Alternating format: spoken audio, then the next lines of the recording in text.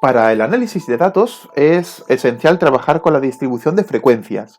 La distribución de frecuencias generalmente lo que hace es exponer, digamos, objetivamente un conjunto de datos para su observación, su comprensión.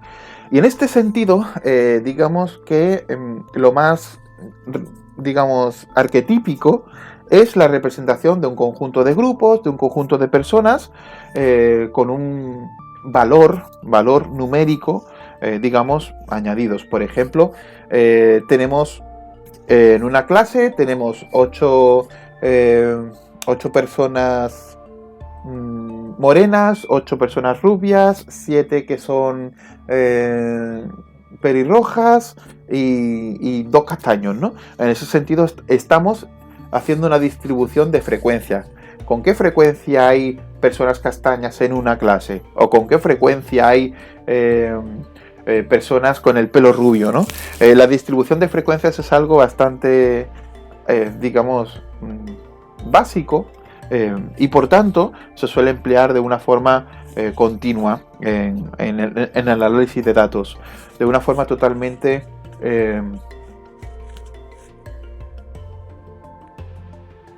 sistemática. Por tanto, debemos entender que la distribución de frecuencias es algo nuclear en el análisis de datos. ¿Y qué es? Es una representación entre un conjunto, pues, de medidas y la frecuencia de cada una de ellas, como hemos dicho, ¿no? Conjunto de medidas y la frecuencia de cada una de ellas. Vamos a ver qué tipo de frecuencias existen y vamos a verlas en el campo, ¿vale?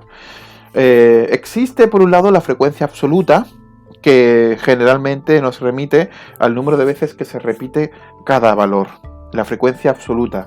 En ese sentido, la frecuencia absoluta es, por decirlo así, el elemento mínimo, podríamos decir, del conjunto de lo que es la muestra.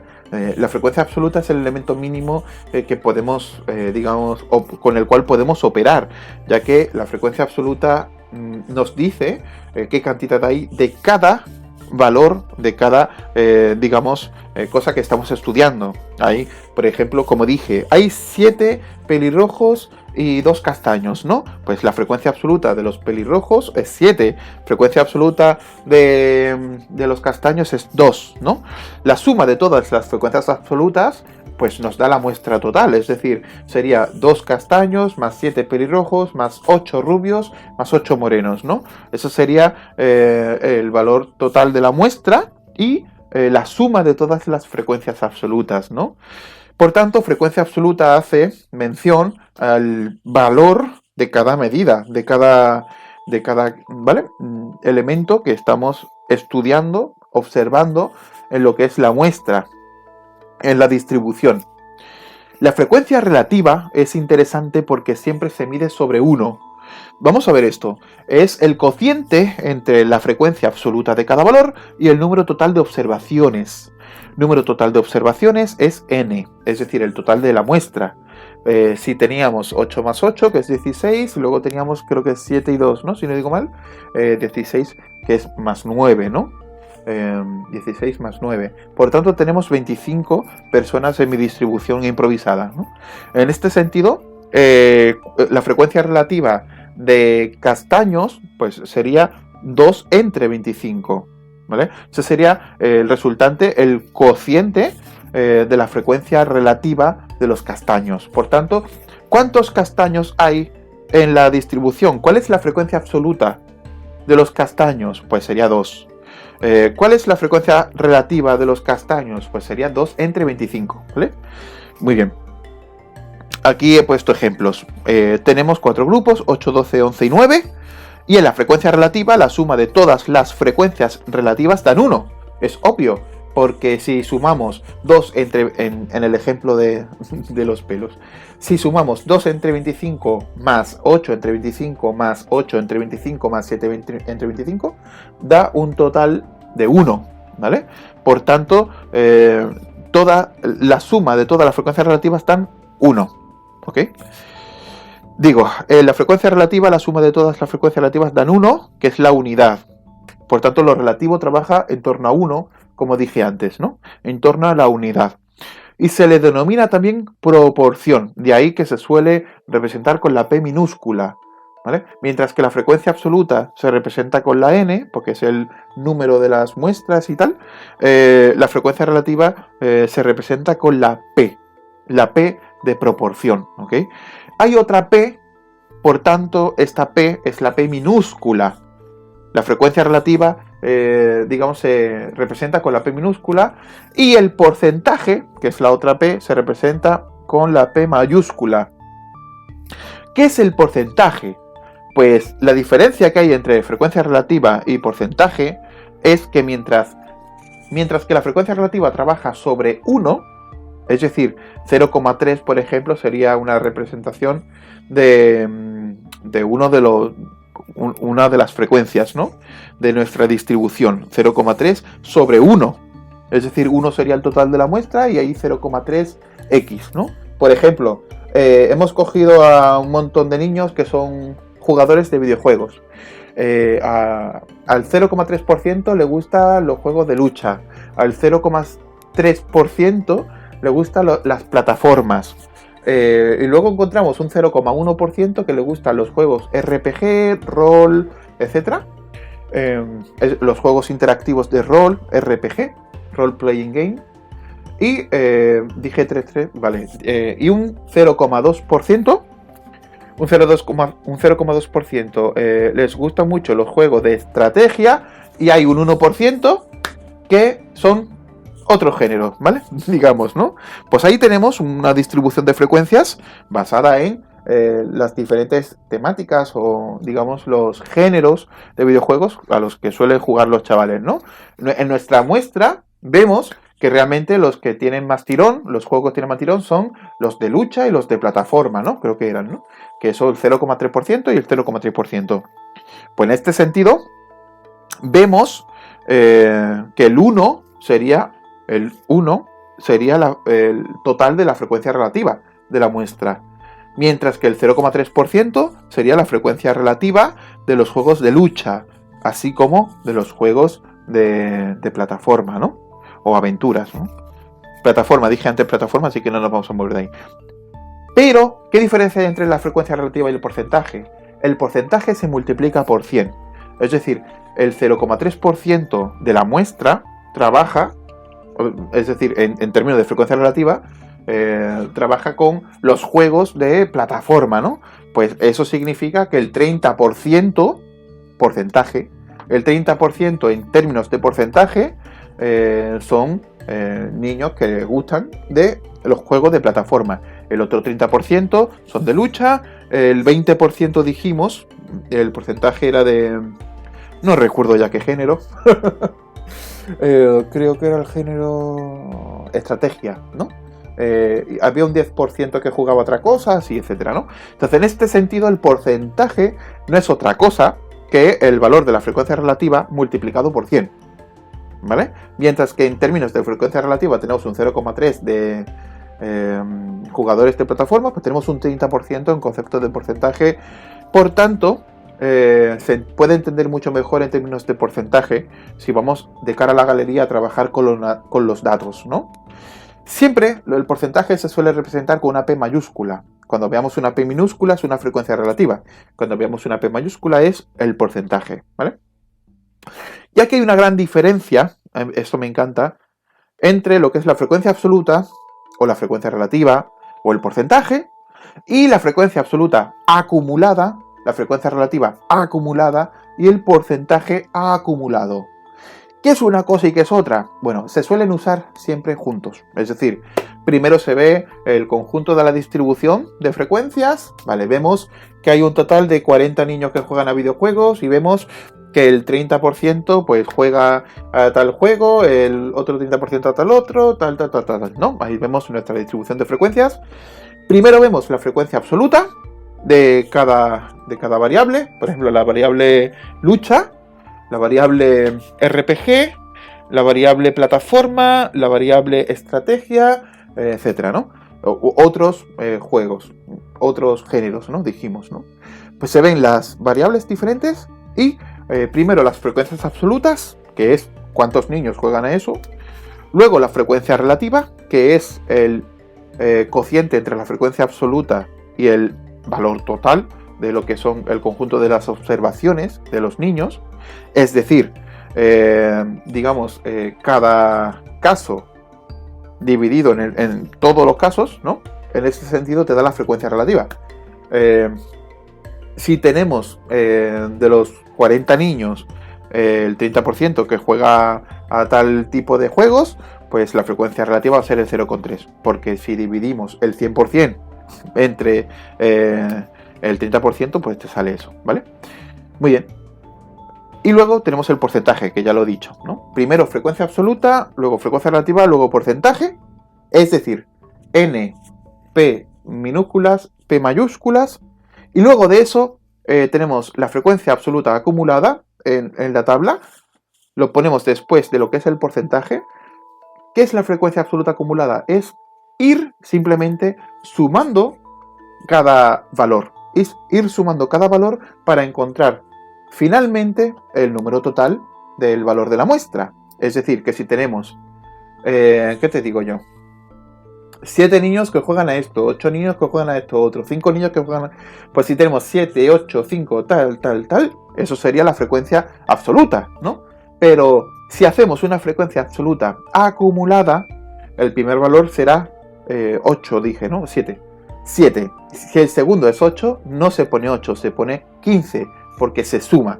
7, luego 15, si el tercer valor era 2, ¿vale? En la frecuencia absoluta teníamos 7, 8 y 2, pues la frecuencia absoluta acumulada tenemos 7, 15 y 17, porque se van acumulando hasta que el último valor es el número total de la muestra, 40, ¿vale?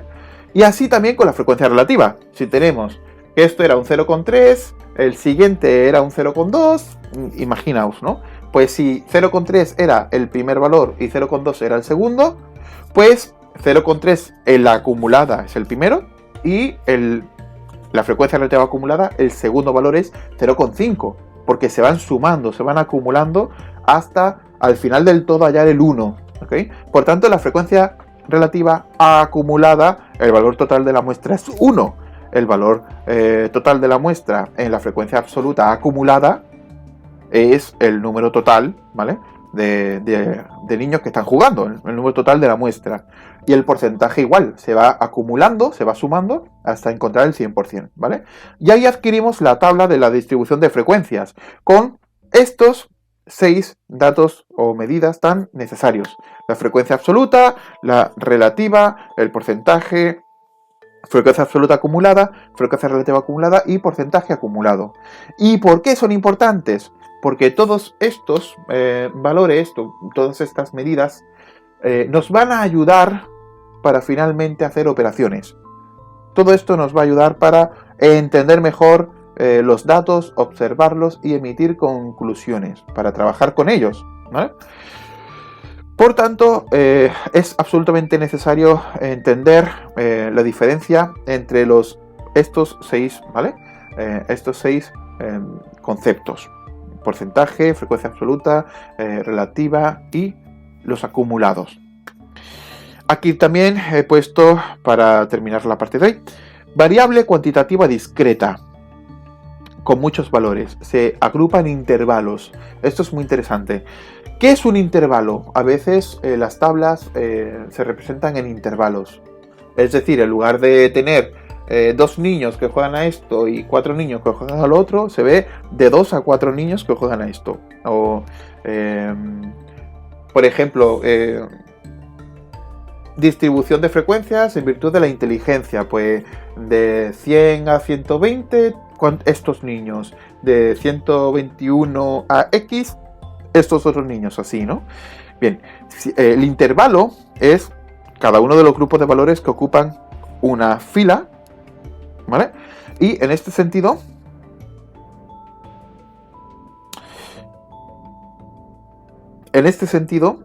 el intervalo siempre tiene unos límites aparentes y unos límites reales. Es decir, este grupo de valores que hay en una fila, por ejemplo, como dije antes, del 100 a 120, pues, ¿cuántos niños tienen un coeficiente intelectual del 100 a 120? Pues tenemos que en esta clase encontramos pues un total de, yo qué sé, 12 niños, ¿no?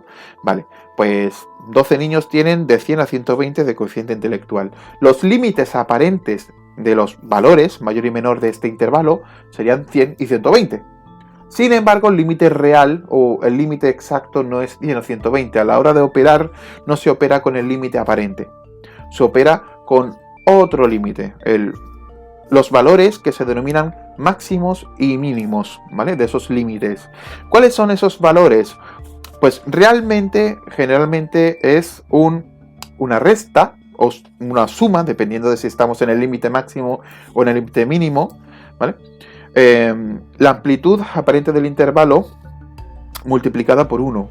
Es decir, aquí pone, para ello tomamos cada límite aparente y le restamos o sumamos la amplitud aparente del intervalo multiplicada por la unidad, ¿vale? Multiplicada por el valor de la unidad. En este sentido, a ver, que se entienda bien. En este sentido, los límites reales siempre suelen ser de valor 0,5. Es decir, que si tenemos de 100 a 120, de 121 a 140, y luego tenemos de 141 a 160 y de 161 a 180, etcétera, etcétera, pues el valor, por ejemplo, de 121 a 140 sería generalmente los límites aparentes son de 121 a 140, los límites reales serían de 120,5 a 141,5. Le hemos sumado, ¿verdad? Le hemos sumado por un lado el 0,5 para tener el límite superior y el límite inferior le hemos restado 0,5. ¿Por qué? Porque la amplitud entre un valor y otro, entre un grupo y otro, es 1. Realmente entre el 120 y el 121 hay 1. ¿Vale? En ese sentido, el primer grupo, que es 100 a 120, tiene los límites de 99,5, 120,5, y el segundo tendría el valor, como hemos dicho, de 120,5 a 141,5, ¿vale? Esos son los límites reales o límites exactos, ¿vale? Muy bien. El rango total de valores es el rango superior menos el rango inferior más 1. El rango total de valores, en este caso, por ejemplo, 140 menos 121 más 1. El rango total de valores es justamente el valor con el cual estamos operando en la amplitud del grupo, ¿no? Y se efectúa restando el valor superior entre el valor inferior, rango superior menos rango inferior, y sumándole 1. Es decir, en nuestro caso, 141 debería restar 120. No, perdón. 140 debería restar 121, lo cual nos daría un total de 19, si no lo pillo mal, más 1, un total de 20. Y claro, el rango total de valores es 20, porque estamos haciendo grupos de 20 en 20, ¿vale? Por tanto, ¿qué es el rango total de valores? Es, la disposición numérica con la cual nosotros estamos asociando, los grupos con el estudio, asociando lo que son los grupos con el coeficiente intelectual, con aquello que estamos estudiando, ¿no? En este sentido, es muy fácil de adquirir, rango superior menos rango inferior más 1, ¿ok? Y no es exactamente lo que está relacionado con los límites aparentes y reales. Suele ser, en este sentido, un poco confuso a veces. Por tanto, por un lado tenemos el intervalo, que es cada uno de los grupos, ¿vale? 120, 141, cada uno de los grupos, 121, 140, 141, 160, etc. Y luego tenemos los límites aparentes, los límites reales o exactos, que es lo que hemos dicho, y el rango total de valores, ¿vale? Por último, en este sentido, tenemos el punto medio del intervalo, que el punto medio del intervalo es muy fácil de adquirir porque es la semisuma de exactos y aparentes, ¿vale? Es decir, semisuma implica que es la mitad de la suma. total, ¿no? Y la amplitud del intervalo diferencia entre lo que es el límite exacto superior e inferior. La amplitud del intervalo en este sentido sería 140 menos 121. Si nos damos cuenta, hay una diferencia entre la amplitud del intervalo y el rango total de valores. La amplitud del intervalo implicaría qué diferencia hay entre el límite exacto superior e inferior, mientras que el rango total implicaría el rango superior menos el inferior más 1, ¿vale? No es exactamente lo mismo. ¿Por qué es interesante conocer la amplitud del intervalo o conocer el rango total de valores? Porque son valores que vamos a poder usar más adelante para desgranar, digamos, los datos, ¿ok? Son valores que vamos a usar para entender mejor el fenómeno que estamos estudiando. Por último, tenemos el intervalo abierto. El intervalo abierto, como bien indica, es aquel que no está cerrado, es aquel que carece de un límite, ya sea el superior o sea el inferior, ¿vale? Muy bien,